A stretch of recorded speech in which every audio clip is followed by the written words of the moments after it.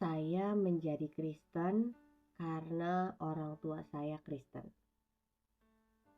Orang tua saya rajin melayani Tuhan di setiap hari Minggu. Dan saya ikut terbawa arus mengikuti agama Kristen dari orang tua saya. Jadi orang tua ke gereja, saya ikut ke gereja. Baca Alkitab, saya ikut karena disuruh orang tua. Tetapi ketika dewasa, ketika saya melihat dunia luar dari area keluarga saya berada, ketika saya lebih banyak berinteraksi dengan dunia luar selain keluarga saya jadi bertanya-tanya, selama ini yang saya percayai benar atau enggak ya? Nilai hidup, prinsip hidup, kepercayaan yang selama ini saya pegang, benar enggak ya? Saya sempat mengalami kebingungan karena selama ini saya cuma dengar dari orang tua aja. Saya cuma dengar dari kakak mentor. Saya cuma dengar dari gembala saya. Orang tua saya mengajari bahwa takut akan Tuhan itu penting. Percaya kepada Yesus sebagai satu-satunya juru selamat itu adalah keputusan terpenting. Bagaimana melayani orang lain, bagaimana melayani Tuhan, bagaimana akhirnya bisa mengasihi orang lain maupun mengasihi Tuhan juga. Itu semua saya dapatkan dari orang tua saya. Bagus nggak hal itu saya dapatkan? Bagus. Bagus sekali ya. Ketika kita punya orang tua yang mengasihi Tuhan, yang mengajarkan kasih Tuhan kepada kita, dan yang menemani kita untuk kita juga bisa akhirnya mengasihi Tuhan. Saya rasa setiap anak-anak pasti punya kerinduan ya, punya kebanggaan bahkan ketika orang tuanya melayani Tuhan. Tetapi yang membuat saya ragu adalah ketika saya hanya mendengar dari perkataan orang lain. Bahkan dari orang tua saya yang sangat dekat dengan saya, yang saya percayai. Tetapi saya hanya baru mendengar dari perkataan orang lain. Belum sampai mengalaminya sendiri, belum sampai mengambil keputusannya sendiri.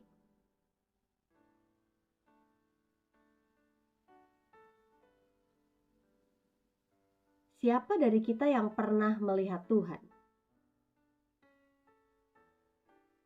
Wah, ini pertanyaan menarik ya. Siapa dari antara kita yang sudah pernah melihat wujud Tuhan? Nggak pernah. Saya juga belum pernah melihat Tuhan. Lalu, apa yang menjadi bukti saya untuk mempercayai Tuhan? Bagaimana bisa saya mempercayai Tuhan yang belum pernah saya lihat? Saya juga belum mengalami Tuhan sampai akhirnya membuat saya, oh, Tuhan itu benar-benar ada. Lalu ketika saya merasa kekurangan bukti untuk saya percaya sama Tuhan, saya jadi mengalami keraguan. Saya masuk ke dalam suatu titik krisis kepercayaan saya kepada Tuhan yang saya sembah.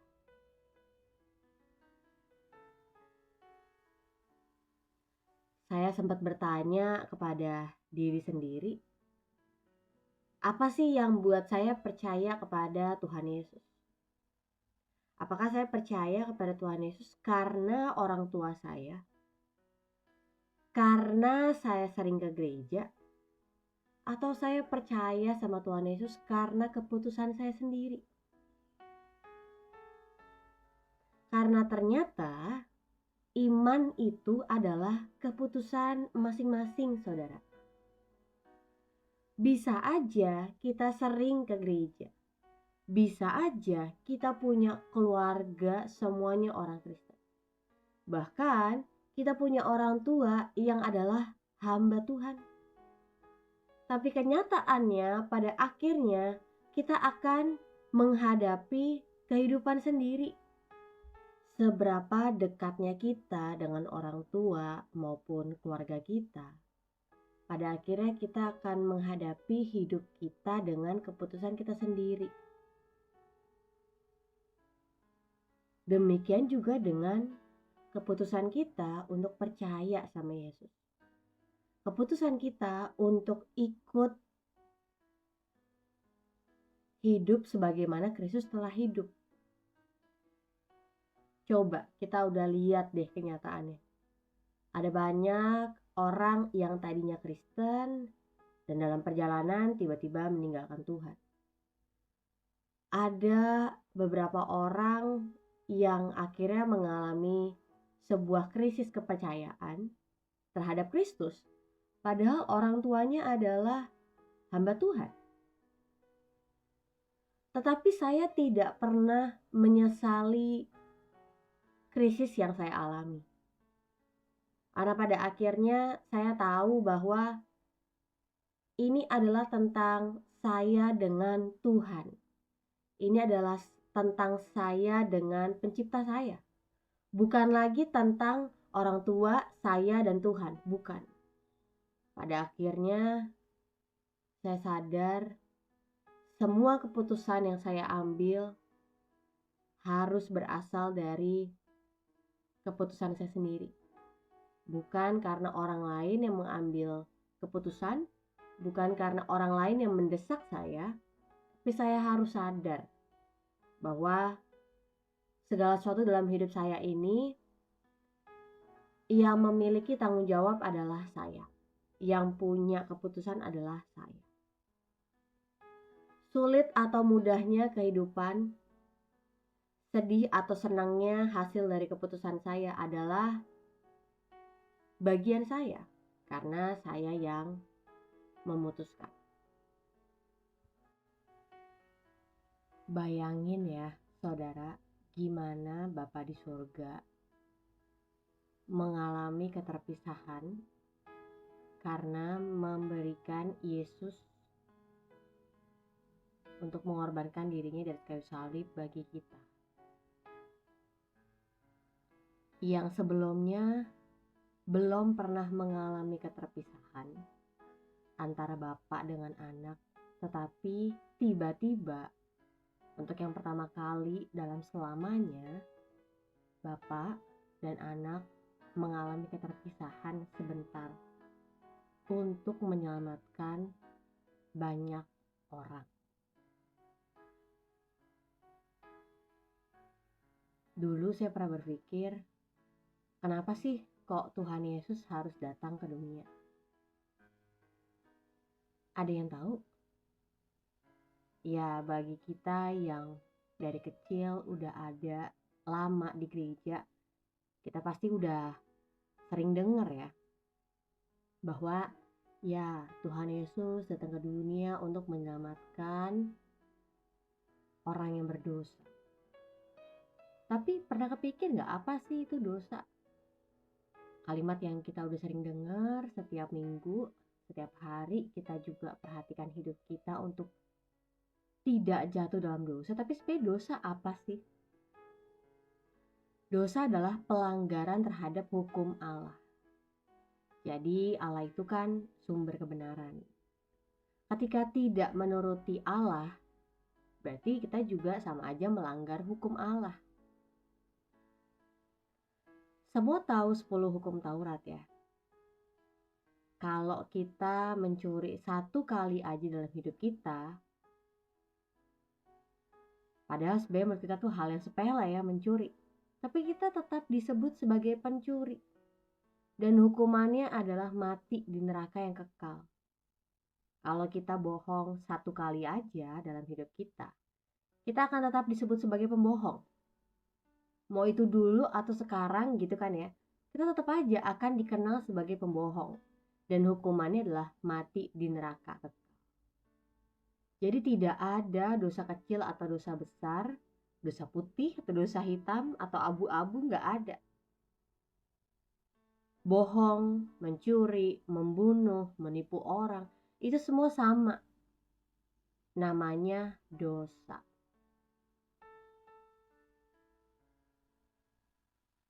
Semua adalah dosa. Gak ada yang bisa kita ukur kecil atau besarnya. Sekali atau sering melakukannya sama aja. Disebutnya dosa. Dan siapa yang melakukan dosa mendapatkan hukuman mati dan berada di neraka yang kekal. Nah, iblis tuh pinter kan cara mainnya. Siasatnya iblis itu kan luar biasa cerdiknya gitu ya. Mungkin kita gak pernah berbohong. Kita gak pernah seumur hidup kita menipu orang. Kita gak pernah membunuh orang seperti kebanyakan penjahat-penjahat yang ada dalam penjara.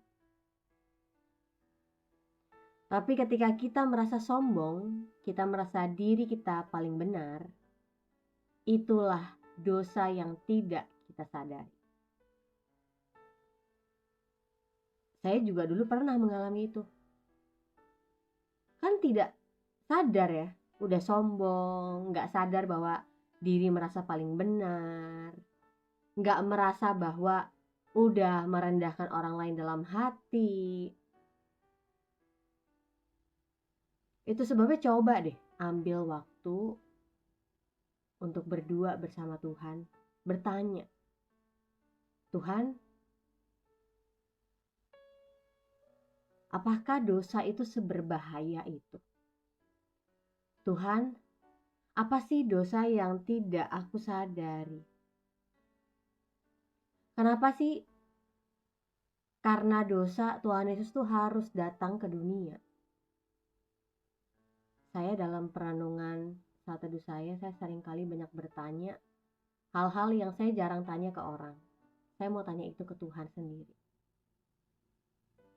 Dan coba perhatikan apa yang menjadi jawaban Tuhan dari pertanyaan kita, dari perenungan kita.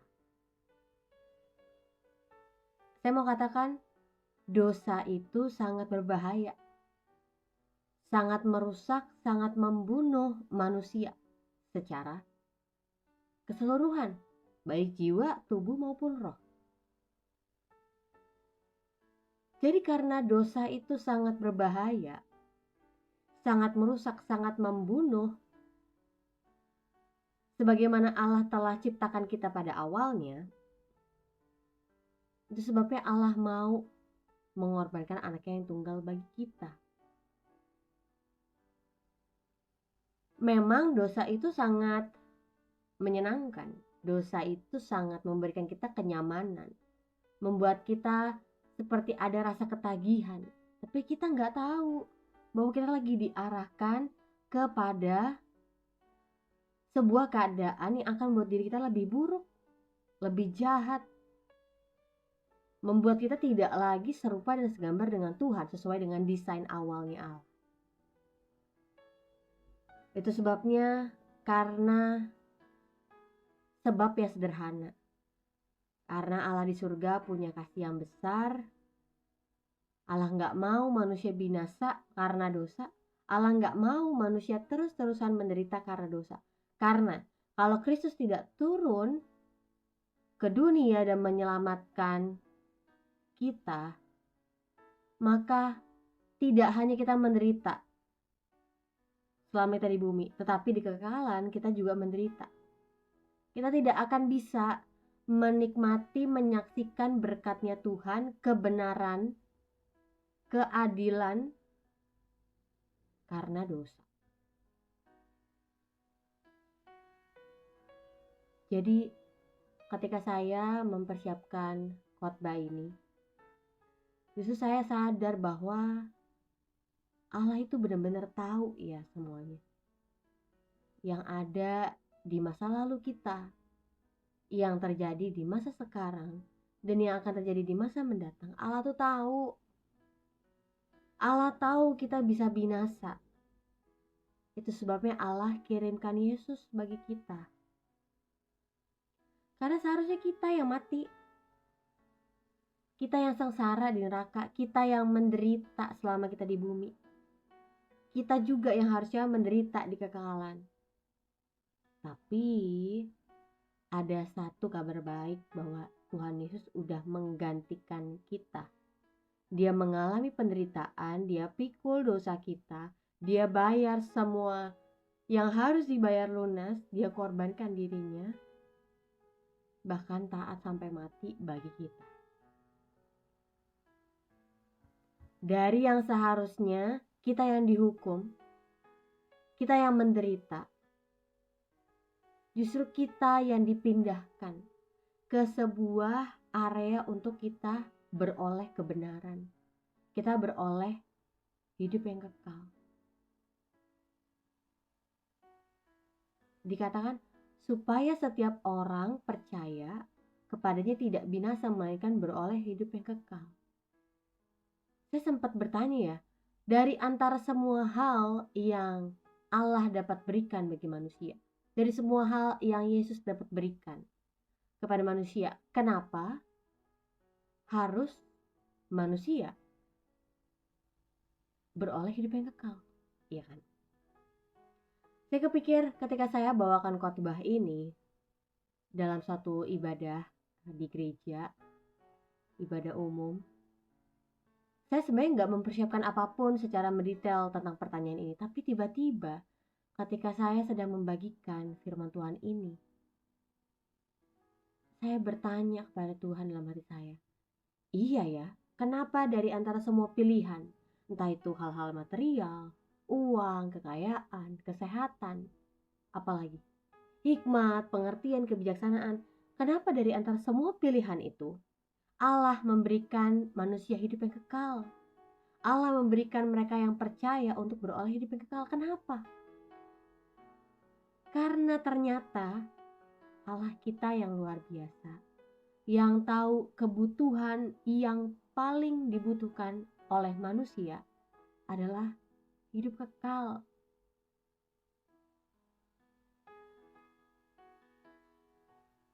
Kita berapa lama sih mau tinggal di dunia ini? 80 tahun, 90 tahun adalah waktu yang sedikit.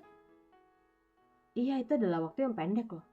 Bahkan ada beberapa orang yang hidupnya belum mencapai 70, 80, 90 tahun sudah meninggal. Di waktu yang sangat pendek yang Tuhan berikan bagi kita untuk di bumi, ternyata hidup kekal itu jauh lebih penting.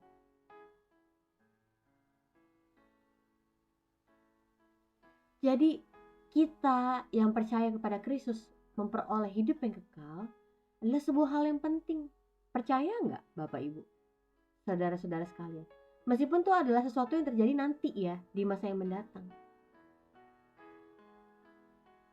Nah, pertanyaannya adalah, firman Tuhan katakan setiap orang yang percaya kepadanya tidak binasa, melainkan beroleh hidup yang kekal. Apakah saudara adalah orang percaya itu? Percaya bukan kepada orang tua kita nih. Percaya bukan kepada pemimpin rohani kita. Tapi percaya hanya kepada satu pribadi, yaitu Yesus Kristus. Karena dengan itulah kita memperoleh hidup yang kekal.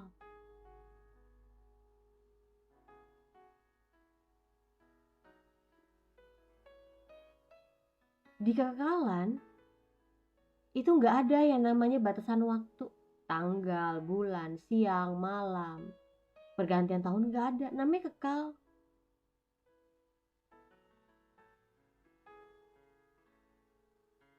Jadi, apakah kita benar-benar percaya sama Yesus Kristus? Atau justru yang kita percayai adalah gembala kita? Atau justru yang kita percayai adalah orang tua kita?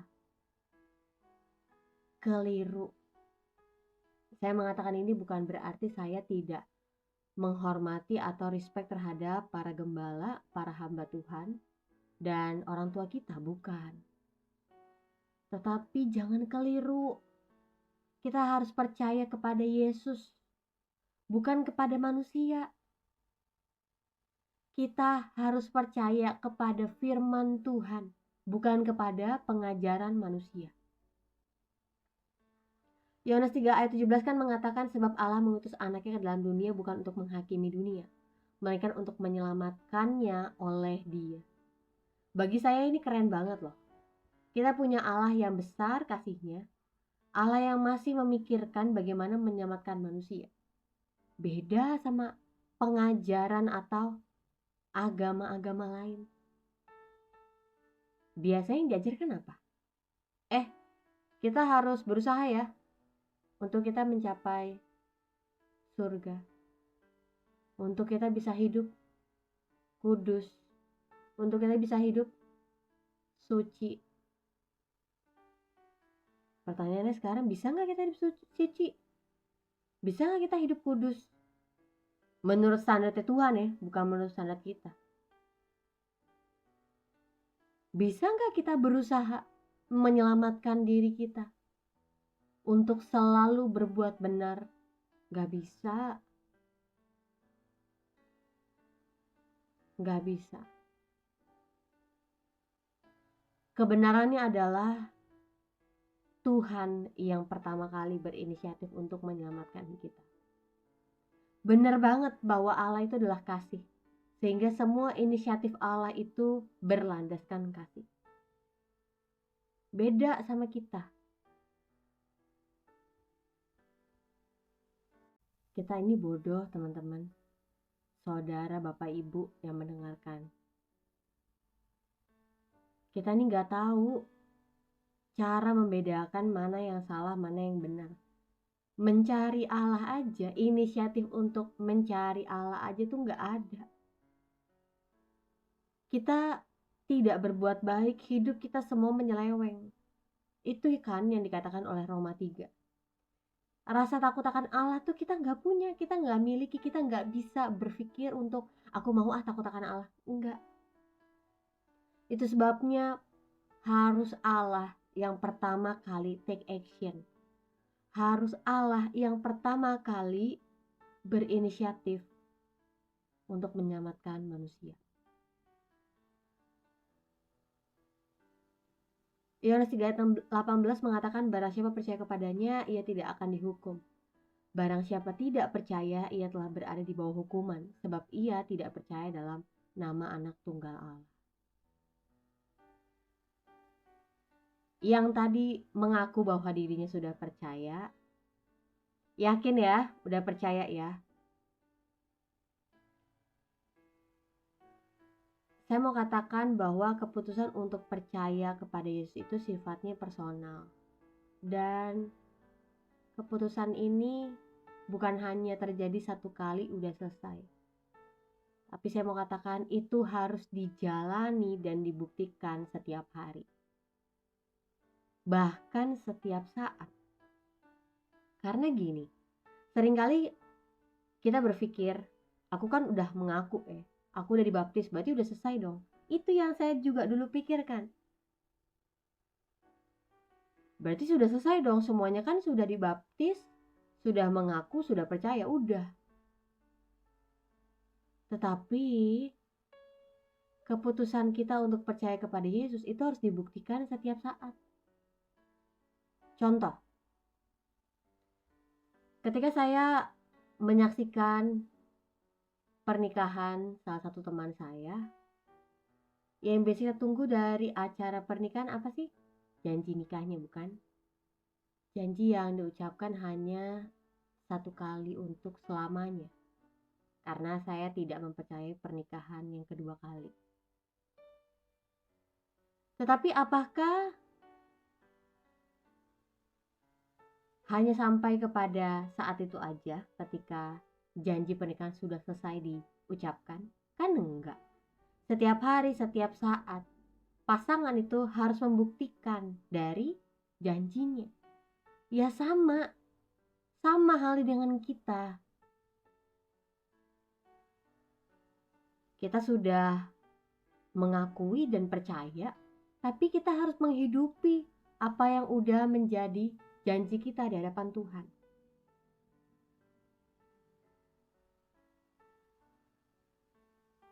Banyak banget peristiwa-peristiwa yang terjadi di sekitar kita yang sebenarnya harus kita sadari adalah sebuah kesempatan untuk kita menunjukkan kepercayaan kita sama Tuhan. Orang tua kita berkelahi, pasangan kita tidak pernah berubah. Anak kita mempermalukan, bahkan membuat malu keluarga. Apa yang harus kita lakukan? Kecewa? Atau justru mau memilih untuk tetap percaya sama Tuhan?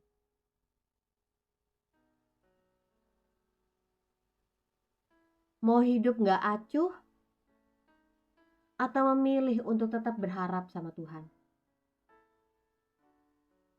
Tuhan, dalam segala keadaan aku yakin Engkau tahu apa yang aku alami. Engkau tahu isi hatiku, Engkau tahu keadaan aku, dan Engkau juga yang pegang hidup aku. Aku mau percaya bahwa segala sesuatu diizinkan untuk mendatangkan kebaikan dalam hidupku.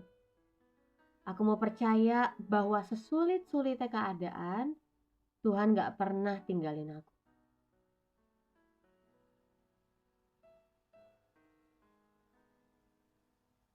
Di mana letak kepercayaan kita ketika hidup kita di titik nol? Di mana harapan kita ketika kita mengalami penderitaan? Kita tempatkan dalam manusia, entah itu pasangan, orang tua, teman, kolega bisnis, atau hanya kepada Tuhan.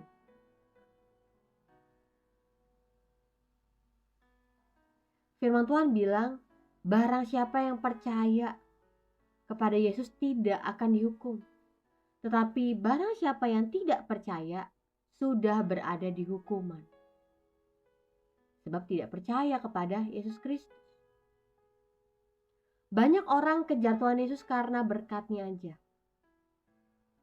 Bisa dapat kesehatan, bisa dapat hikmat, bisa dapat damai sejahtera, keamanan, bisa dapat apa lagi? Banyak, termasuk popularitas. Tapi menjawab pertanyaan yang saya katakan pada bagian awal khotbah saya. Apakah kita percaya sama Tuhan karena sebatas dari perkataan orang-orang sekitar kita aja? Atau kita percaya sama Tuhan Yesus karena kita yang udah berkeputusan untuk mau percaya sama Yesus?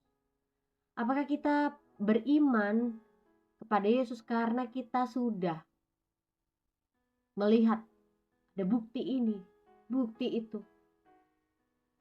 Tuhan tolong, oh Tuhan kasih mujizat. Tapi bagaimana ketika tidak ada bukti apapun? Apakah kita mau tetap percaya? Apakah kita tetap mau berharap sekalipun tidak ada bukti?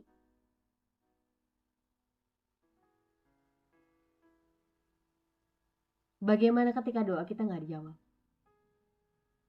Bagaimana ketika kita minta tolong tetapi kita lihat tidak ada pertolongan langsung secara ajaib dari Tuhan? Bagaimana kalau kita minta kesembuhan tapi kita tidak mendapatkan kesembuhan? Bagaimana?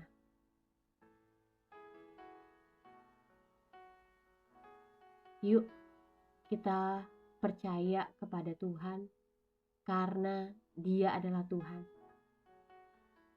Kita percaya kepada Tuhan karena pengorbanan yang besar bagi kita, karena kasih-Nya yang besar bagi kita. Yuk kita jangan hanya fokus kepada hal-hal yang tidak esensial, hal-hal yang remeh-temeh, sampai melupakan yang terpenting. yaitu pribadi Kristus. Saya mau bagikan hal ini, kebenaran ini, karena saya begitu sedih melihat ada banyak orang yang cenderung berfokus kepada hal-hal yang kecil sehingga melupakan yang utama, yaitu pribadinya, Yesus. Mereka lebih mempercayai pengajaran dan perkataan manusia ketimbang kepada perkataan Allah dan pribadinya Allah. Jangan terbalik ya. Ada begitu banyak hal yang mengambil fokus kita saat ini yang membuat kita jadi lupa akan tujuan kita yang terutama menjadi orang percaya, yaitu berfokus pada Kristus. Kita sama-sama berdoa ya. Bapa, kami datang dalam nama anak-Mu Tuhan Yesus Kristus. Biar kami beroleh pengertian yang lebih dalam lagi tentang Engkau. Sehingga kami hidup sesuai dengan identitas kami, yaitu anak-anak Allah. Pengikut Kristus, murid Kristus. Ada begitu banyak hal yang kami ingin kenal dari Allah kami. Ada begitu banyak hal yang kami ingin saksikan perbuatan Allah kami. Tetapi kalau sampai akhirnya Allah tidak melakukan apapun dalam kehidupan kami, Allah tidak memberikan apapun dalam hidup kami mau tetap percaya kepada Engkau yang adalah satu-satunya Tuhan dan Allah dalam kehidupan kami.